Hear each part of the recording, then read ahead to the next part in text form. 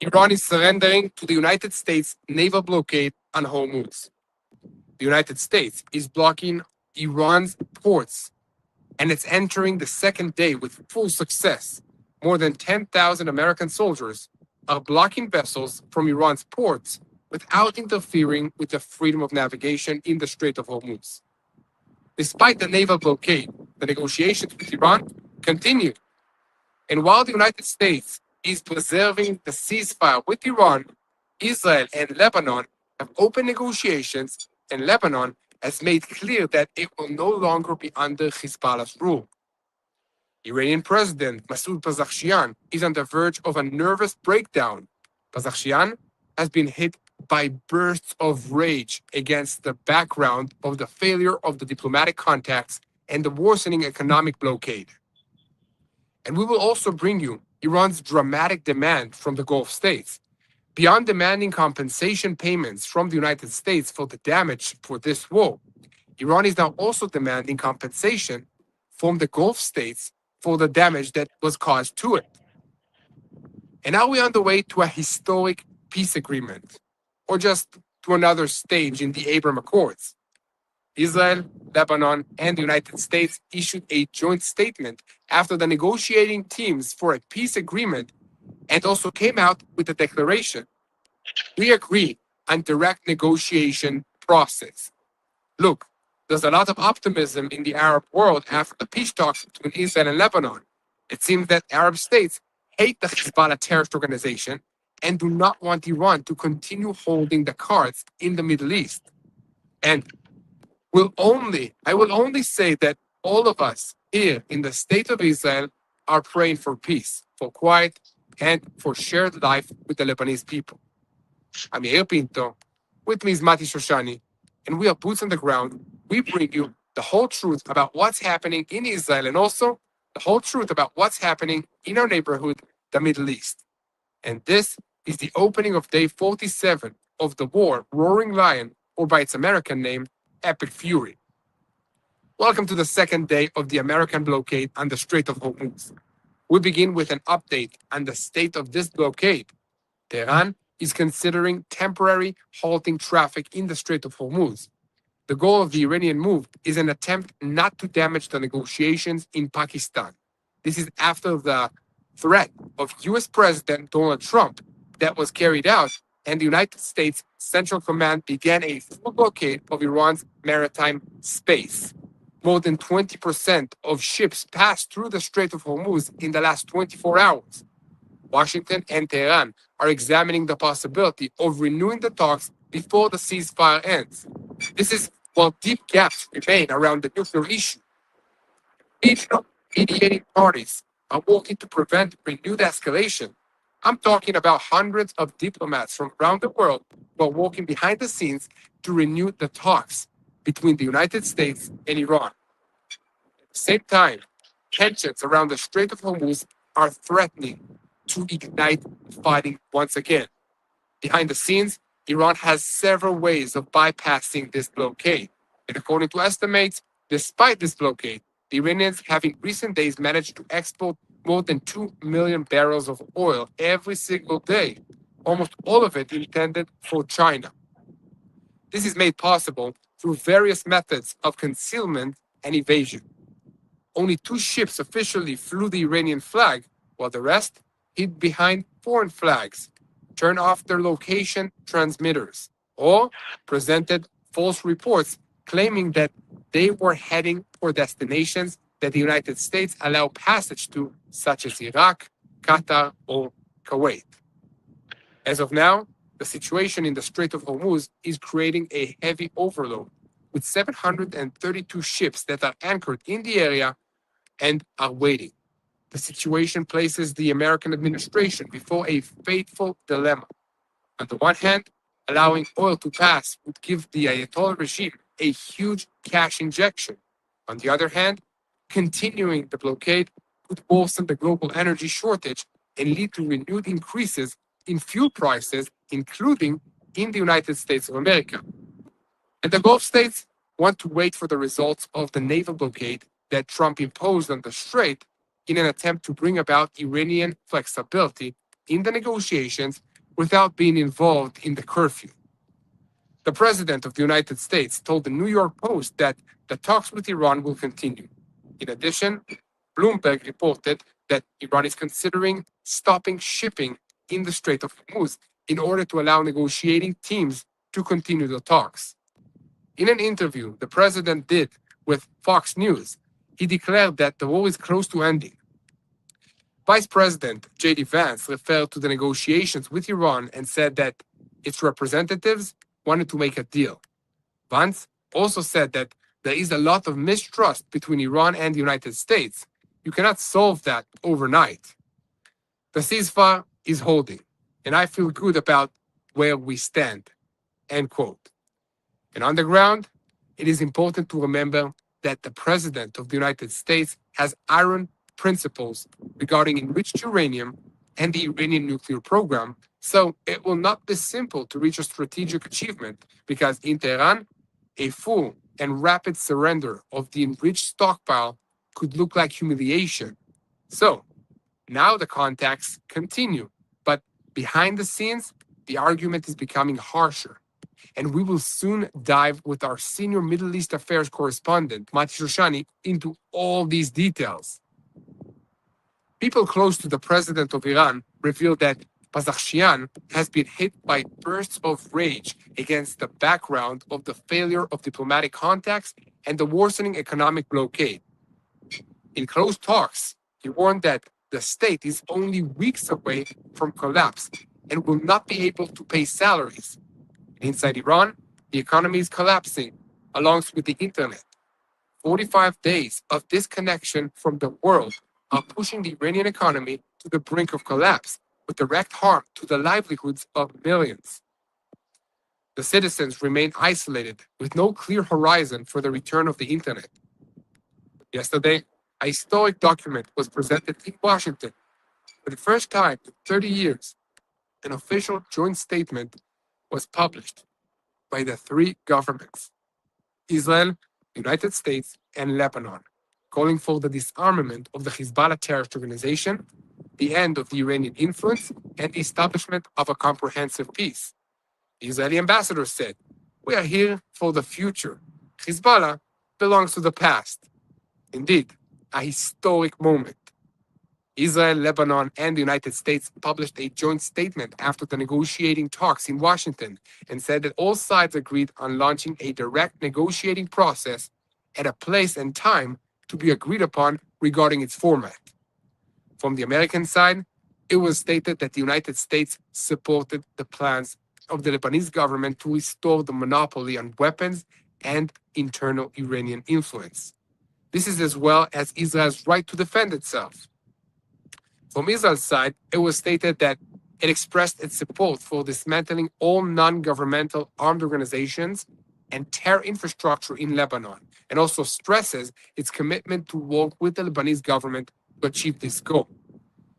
At the end of the negotiating meeting in Washington, Israel's ambassador to the United States, Yechiel Leiter, said that we and the Lebanese are on the same side, the side that must eradicate the evil of Hezbollah. Look, Lebanon is pushing for direct negotiations to stop the war and prevent internal collapse within the country.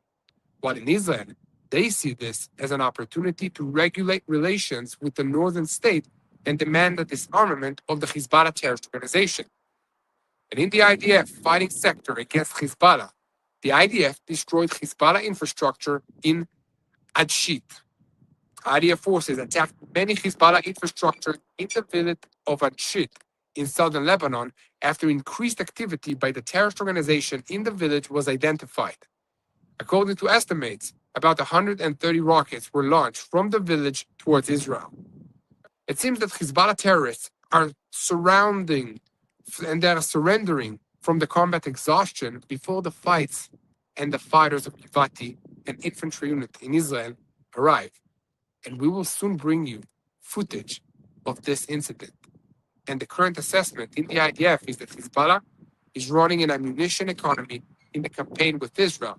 And in Israel, they identify a downward trend in rocket launchers, but on the other hand, an increase in the rate of drone and quadcopter launches, which are basically different kinds of suicide drones or unmanned aerial vehicles.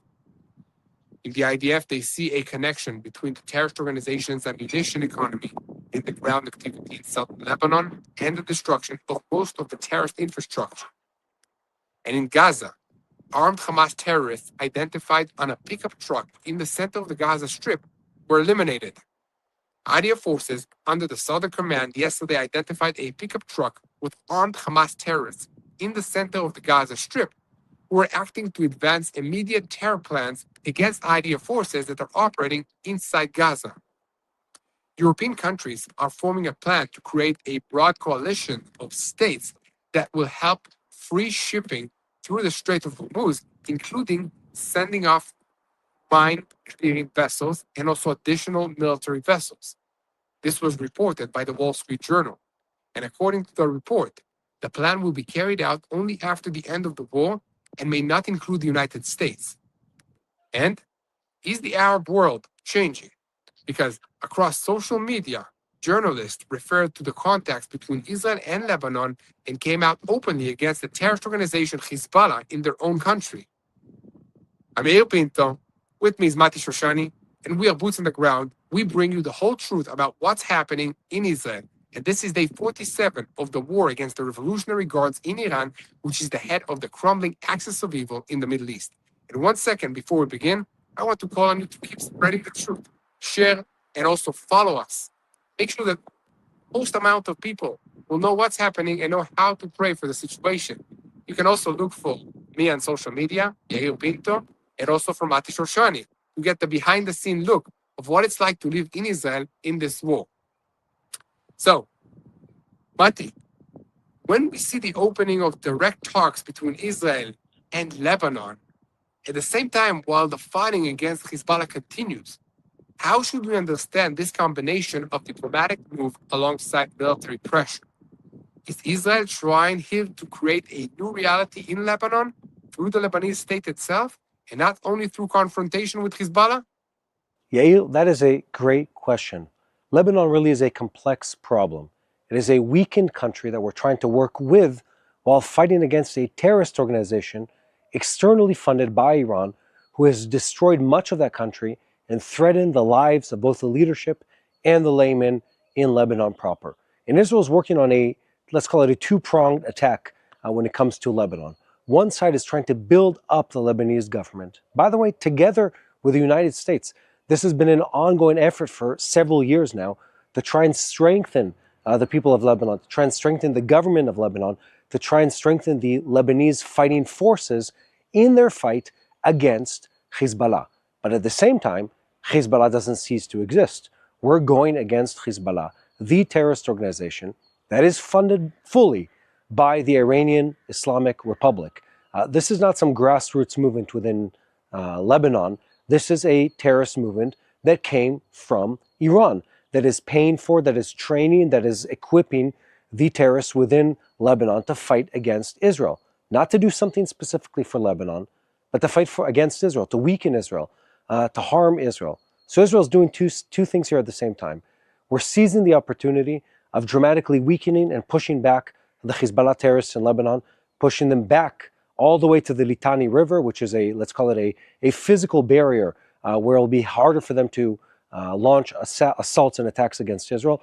We're holding on to a security buffer, specifically in the key topographical points close to the border with Israel. But at the same time, we're working hard with the Lebanese government to try and build them up, to try and strengthen them, to try and give their army what it needs to be able to push out Hezbollah. This is not an easy situation, not a simple problem, because we've already been here.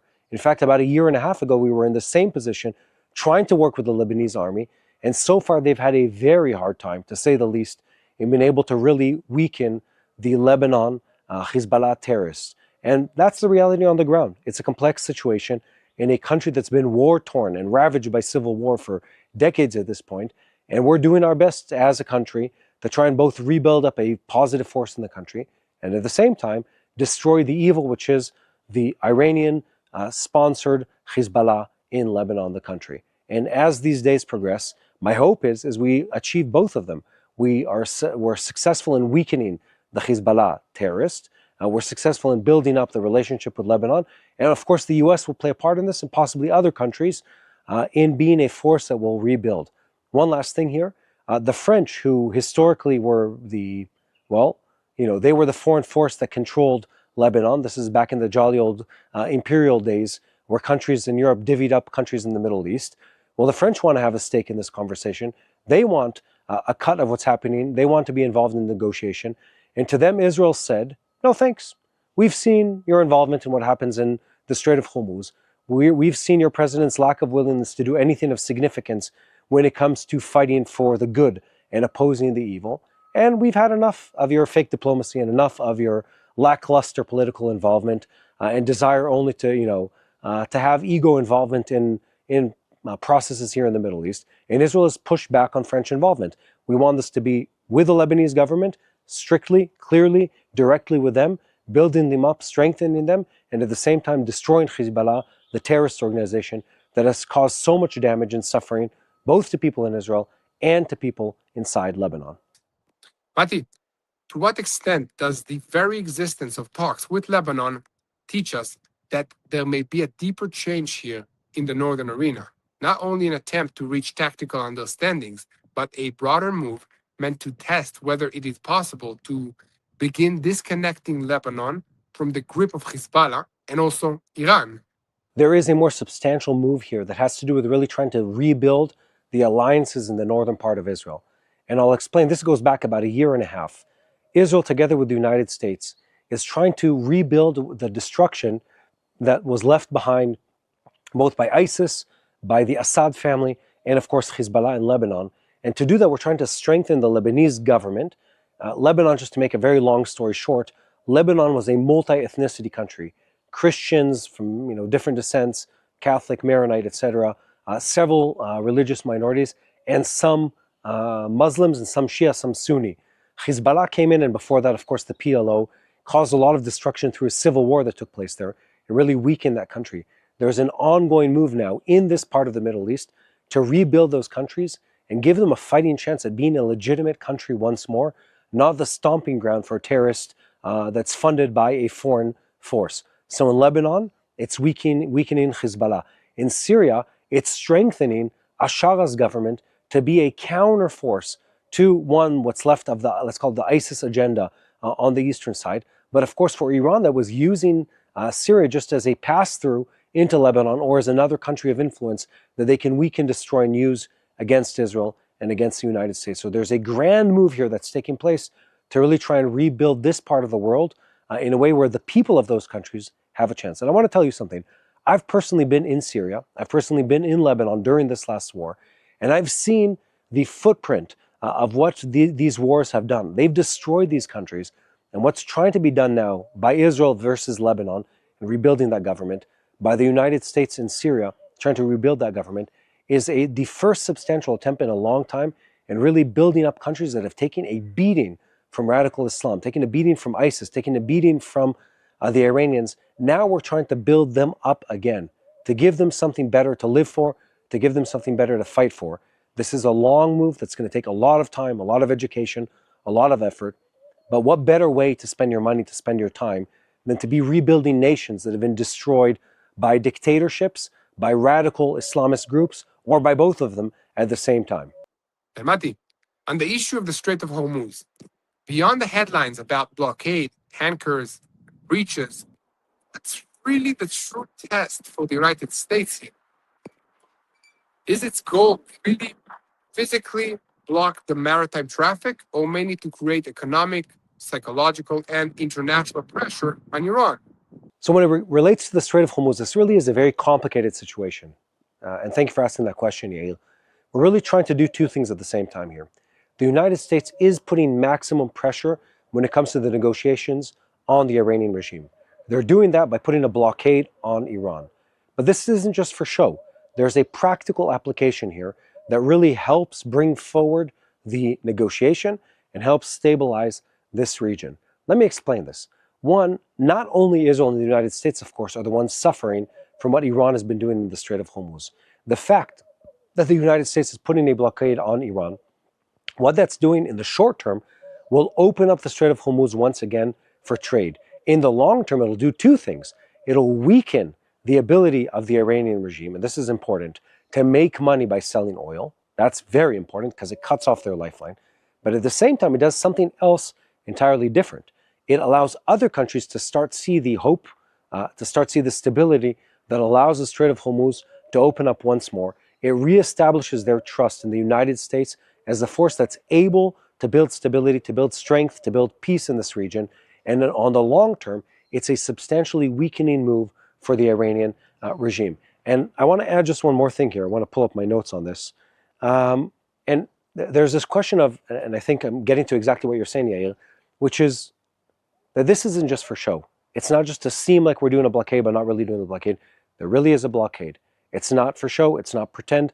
There really is an intention to weaken the Iranian regime, to bring down their ability to make cash from selling oil, but also to create a sense of stability that will allow both the negotiation to move forward, but more importantly, allow global markets and specifically everything that has to do with the futures of oil or other commodities that are moving through that region to really stabilize and create a sense of we're going in the right direction.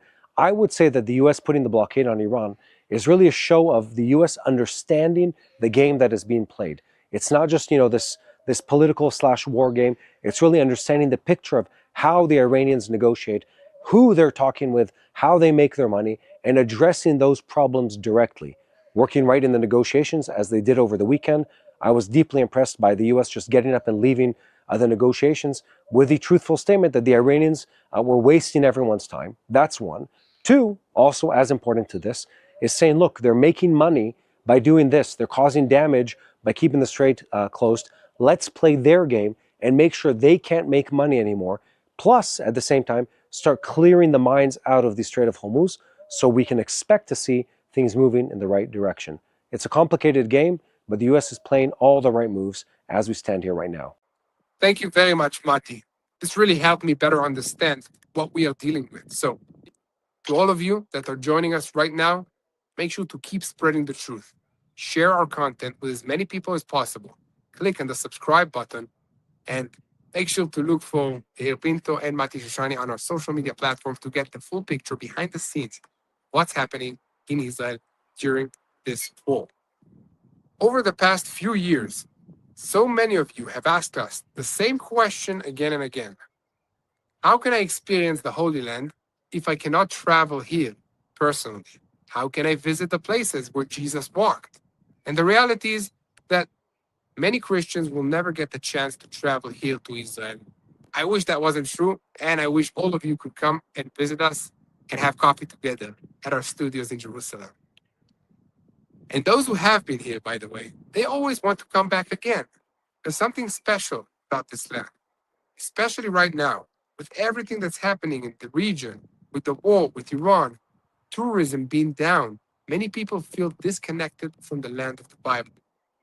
That's why we want to share something that we genuinely love and personally recommend. It's called Artsabox. We know the people behind it. We've seen the work that they're doing here on the ground, and what they've created is something truly special. Artsa creates beautifully curated seasonal gift boxes filled with handcrafted produce, spices, home goods, artisan creations, all made by Israeli families and small businesses. And every box is themed around a biblical location. And they've just launched their newest release, the Jordan River Box. It's incredible. It's designed to help you experience your faith in a tangible, immersive, beautiful way, to bring the Holy Land into your home. Not just read about it, but truly experience it with your family. And here's what makes it even more meaningful. When you receive this box, you're directly supporting and also blessing Israeli artisans and small businesses during a time where they need it most. So you're deepening your faith, blessing the land of Israel, and at the same time, you're getting something beautiful to your house. Listen, we know the team, we know the impact, and we know that these seasonal boxes are limited. So if you want to get yours, and also on the way, help Israel, go to artsabox.com/TBNIL. Again, that's Artzabox, ARTZABOX.com/TBNIL. You can also use the coupon code TBNIL for an extra 15% off of your subscription. Again, Artzabox.com/TBNIL and use the code TBNIL and experience the land of the Bible in your own home.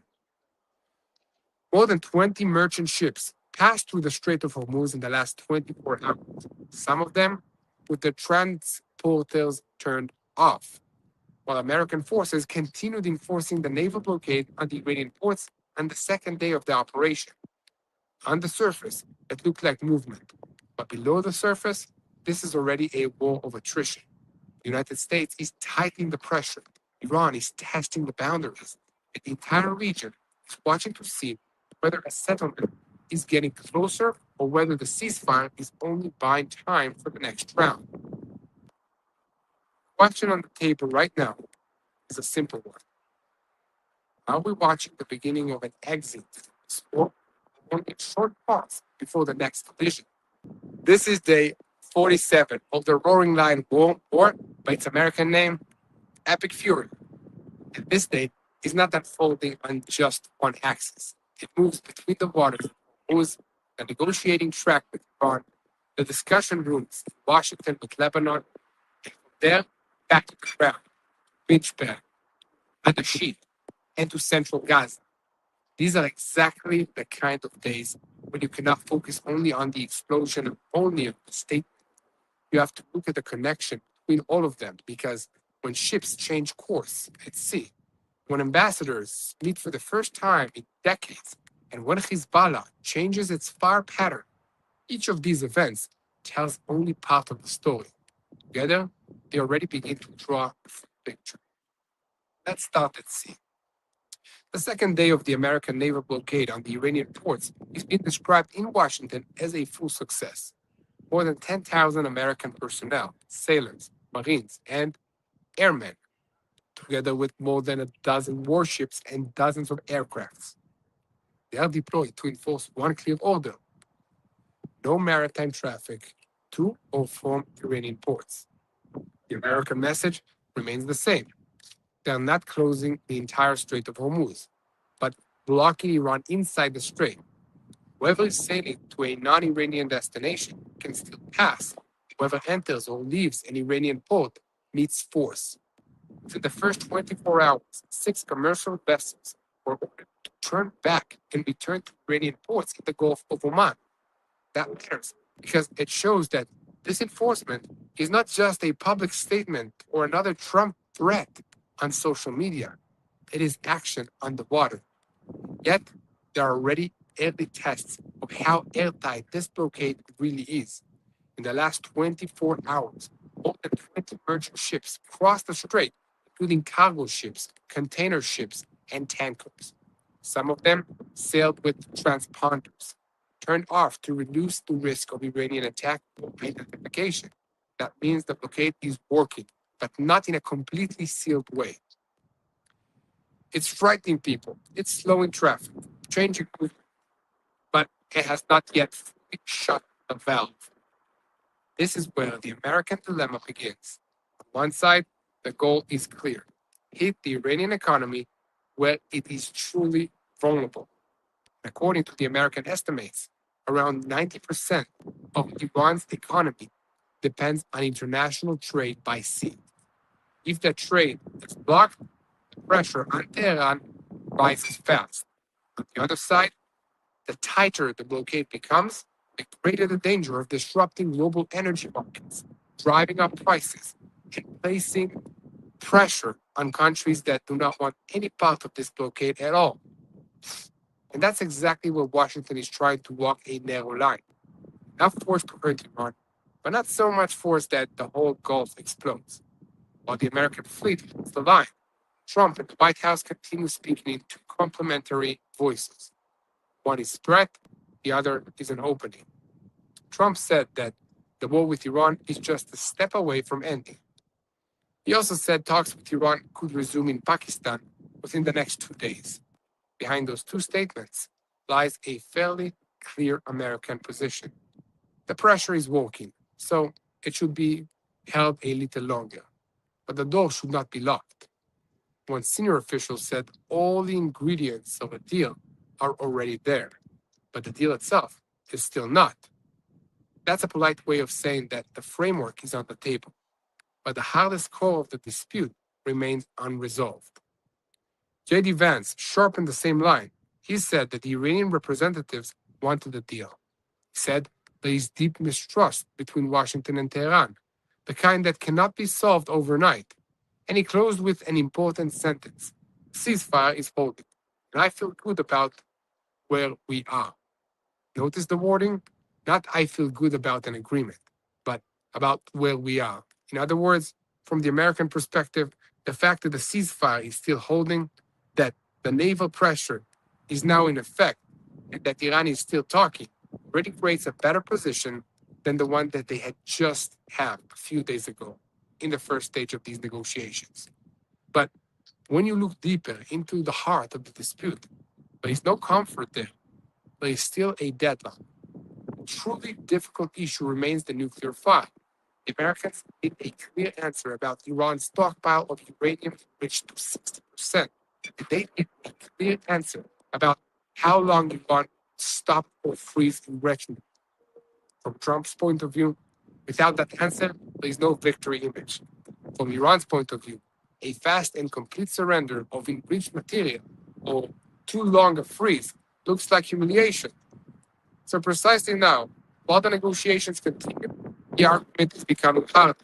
Fewer slogans, more numbers, more time frames, more fine print. And one more thing has to be understood. The naval blockade on Hormuz is not only an economic move, it is also an effort to neutralize one of Iran's main pressure tools. For a long time, Iran has issued Hormuz as a standing threat, not only where oil passes, but who gets to decide how it passes and at what cost. Now, Washington is trying to take that tool away. The Gulf states understood that very well. They are openly saying that after what has happened in this war, Iran cannot be allowed to keep controlling the valve of Hormuz. But they also do not want to be seen as formally joining this blockade. And that matters because the Gulf states want the result, but not the photo. That is why the European idea is now taking shape, because a broad coalition that would help restore freedom of navigation through the Strait of Hormuz, including mine clearing vessels and additional naval forces, but only after the war ends. That's a day after the move. It is not designed to manage the crisis now. It is designed to build the order after the crisis, and it may not even include the United States. And in other words, the Europeans are already preparing the world after the blockade, while the Americans are still busy enforcing it. And what is Iran doing in the middle of all of this? On one hand, it's reportedly considering a temporary halt to navigation in the strait so as not to damage the talks. On the other hand, it is demanding compensation, not only from the United States, but also from Saudi Arabia, from Qatar, from Bahrain, from the United Arab Emirates, and from Jordan. It's almost a perfect Middle Eastern irony. Iran fires, threatens, activates, and uses its proxies across the region, and then sends a bill. But that demand is not meant only to sound absurd. It's also an attempt to preserve an image of strength and show audiences at home and also abroad that Tehran is still speaking from above, even while its economy is being squeezed and internet access inside the country is nearly collapsing. This is a good moment to pause over what is happening inside Iran itself. For 45 days now, Iran has been living under a broad internet shutdown, the longest in its history. The regime presents it as a security move, but the real effect is economic, social, and psychological. Millions of citizens are now almost completely cut off from the outside world. Small and medium businesses are being crushed. Traders, tutors, online businesses, startups, salaried workers, freelancers, all of them are paying the price. When a bookstore owner says that he has gone from selling 10 books a day to only a few books a week, that's not just a side note. That's an X-ray of the economy being suffocated, not only by war, but by its own rulers. The Iranian regime is offering citizens a closed internal network instead of the global internet. Local apps, local services, a national information network. But when VPN prices soar, when there is enforcement against methods of bypassing the restrictions, when users fear for their privacy, the result is not only isolation, it's also a loss of trust. This is a war being fought with aircrafts and with ships, yes, but it is also a war being fought with cables, servers, and networks. And in the end, when the regime is tightened, the maritime value from the outside and the digital valve from the inside, it discovers that both pressures build on each other. But this day does not belong only to Iran. It also belongs to Lebanon. Because while America is closing in at sea, a historic window opened in Washington. Israel, Lebanon, and the United States issued an unprecedented joint statement on the launch of direct negotiations between Israel and Lebanon. This is the highest level contact between the two governments since 1993, and in practice, the first official direct talks after more than 4 decades. This document does not end the war. It does not promise peace tomorrow morning, but it does change the language of this arena. Instead of speaking only about temporary ceasefires, people are now speaking openly about a permanent arrangement, about disarming Hezbollah, about ending the Iranian influence inside Lebanon, and even about the possibility of a broader peace. Yehia Leiter framed it in his own way. He spoke about excellent talks, a crushing victory over Hezbollah, and the fact that Israel and the Lebanese people are on the same side when it comes to the need to defeat the Hezbollah terrorist organization. Then he went further towards a long-term version, a vision, a permanent and respectful border, business, prosperity, and the ocean, tourism. It almost sounds like a travel ad, but that's exactly why it matters, because anyone who paints a picture of the Beirut coast and the Israeli coast in the same sentence is trying to create a new political imagination. Even while the reality on the ground is still full of fire, destruction, and blood, there is hope. But this is where both pictures have to be held together at once, because alongside the festive tone of the joint statement, the Lebanese side comes to the table with a very different set of interests. Lebanon wants a ceasefire first and foremost. Israel wants Hezbollah disarmed. Lebanon speaks of sovereignty. Israel of Israeli withdrawal and stabilizing the state. Israel speaks of dismantling terrorist infrastructure and creating a new strategic reality. Two almost opposite approaches, sitting at the same table right now, only because each side has its own reason. That's exactly what makes this process both historic and very fragile. On the Israeli side, the military pressure in southern Lebanon is meant to force the Lebanese government to finally do what it had pledged to do before, which is dismantle the south, a demilitarized Hezbollah.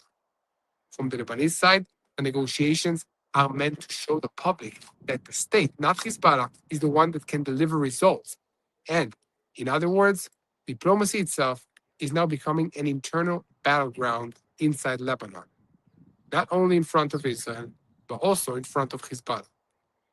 Who brings a ceasefire? Who brings reconstruction? Who protects the sovereignty? And who is the one that dragged Lebanon into these wars again and again?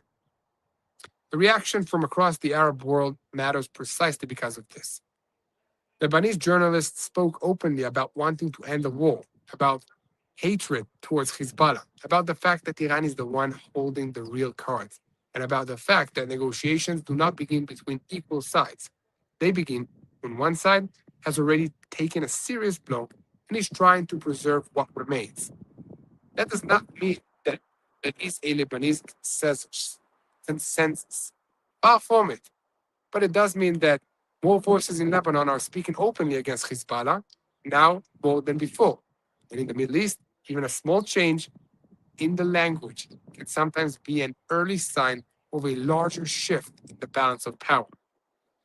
Naim Qassem, of course, understands exactly what is at stake. That's why he attacked the negotiations and called them humiliating surrender. That's why he demanded that the talks be canceled. And that is why he's trying to frame this entire process as a humiliation for Lebanon, rather than an opportunity to save it. But the intensity of his reaction tells you just how much this moment is troubling for Hezbollah, because Hezbollah knows how to live with bombings and knows how to live with destruction. It even knows how to live with losses. What's harder for it is watching the Lebanese state begin to speak with the voice of a state rather than a voice of a militia. And all of this is happening while the fighting in southern Lebanon continues for real, not only on paper.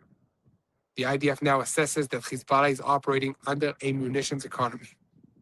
There is a slight decline in rocket launches, but an increase in the pace of drone and quadcopter attacks. This is a tactical adjustment by the organization that understands what it has, what it lacks, and where it can still cause pain. In the IDF, this shift is linked directly to the ground maneuver in southern Lebanon, especially around Binjbel. The logic is simple. The more pressure on the ground, the more Hezbollah changes its fire patterns. Fewer massive rocket salvos, more precise, cheaper, and more flexible systems. 70% of Hezbollah's fire, according to the assessment, is currently aimed at the forces operating inside southern Lebanon. That means that the area there is not just a contact line, it is also a containment zone.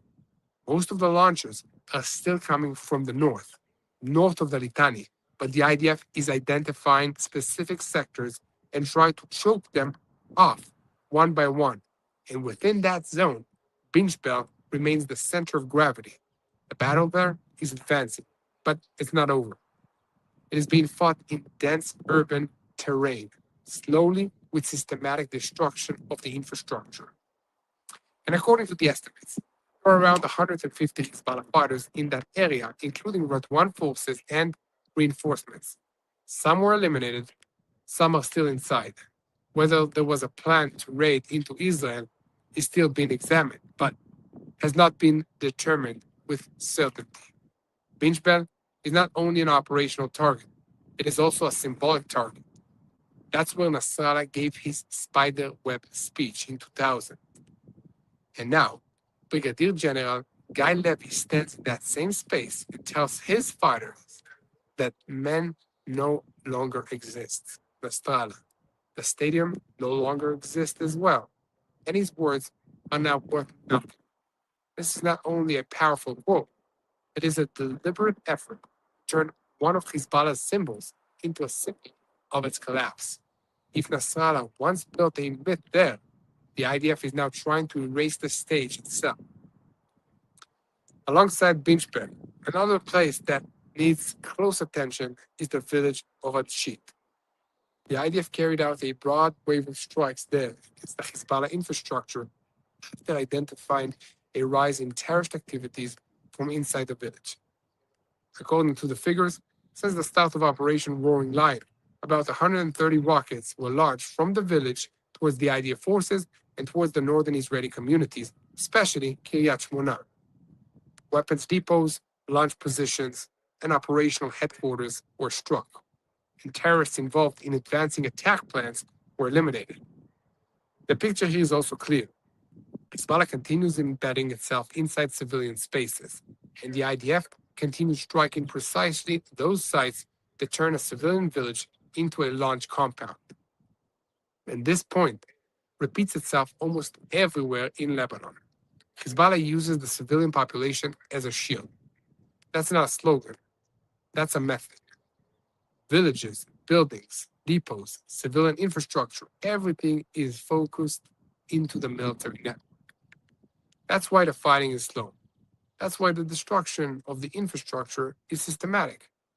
And that's why any diplomatic arrangement with Lebanon has to take into account that the problem is not only Hezbollah, not the problem has a deadline, but an entire system that has been built for years into the civilian fabric itself.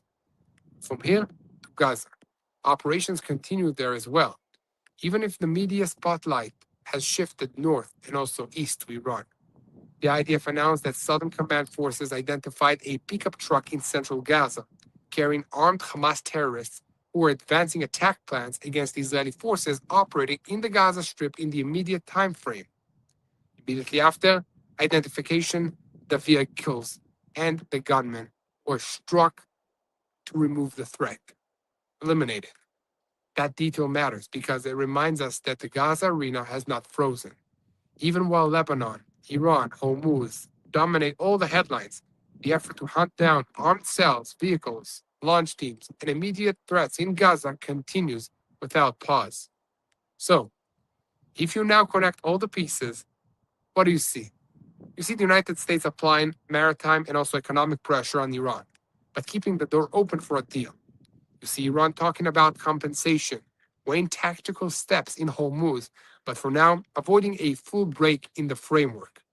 You see Lebanon entering direct negotiations because it understands that the state itself could collapse in the war if it expands.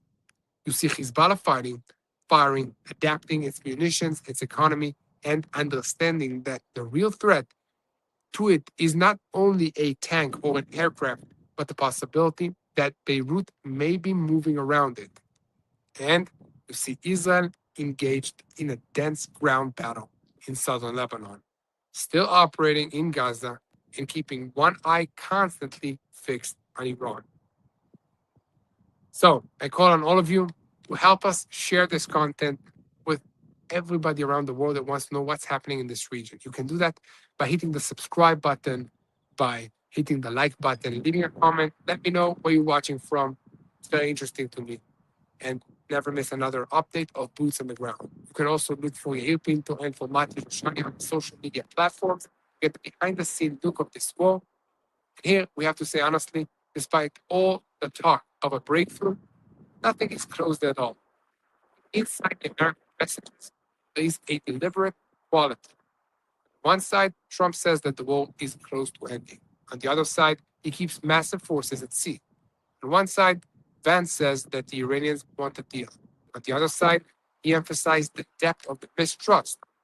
On one side, a joint statement is issued with Lebanon about direct negotiations. On the other side, the fire continues. The alerts continue. The battle in Binj Bel continues. And the gap between the Israeli goal of disarming Hezbollah and the Lebanese goal of an immediate ceasefire remains widely open. The picture around Hormuz also remains complicated. There are signs that the blockade is hurting and deterring. There are also signs that Iran is still finding ways to bypass some of the restrictions to foreign flags, turned off transporters, false reporting, and ship movement that look more innocent on paper than they really are. So this is not an iron gate that slammed shut at once. It is a maritime space now going through a change of the regime. Every ship that enters or does not enter, every tanker that turns around, every new line of vessels waiting in the area becomes part of this war of nerves. And like many wars in the Middle East, this one is not measured only by who fired more, who struck deeper. It is also measured by who manages to impose the tempo of events. Right now, the United States is trying to impose tempo on Iran through the sea. Israel is trying to impose tempo on Lebanon through the ground maneuver. Lebanon is trying to impose a new tempo on Hezbollah through diplomacy. And Iran, as always, is trying to buy time, preserve bargaining assets, avoid looking. So, what I call on all of you to do now is to unite in prayer. First of all, for wisdom to our leaders, and let's pray also for our forces that are fighting, if it's the U.S. naval forces in the Strait of Hormuz, if it's the IDF forces in Lebanon. Let's pray for them to have the peace of heart and that God will lead them. Let's pray for wisdom to our leaders.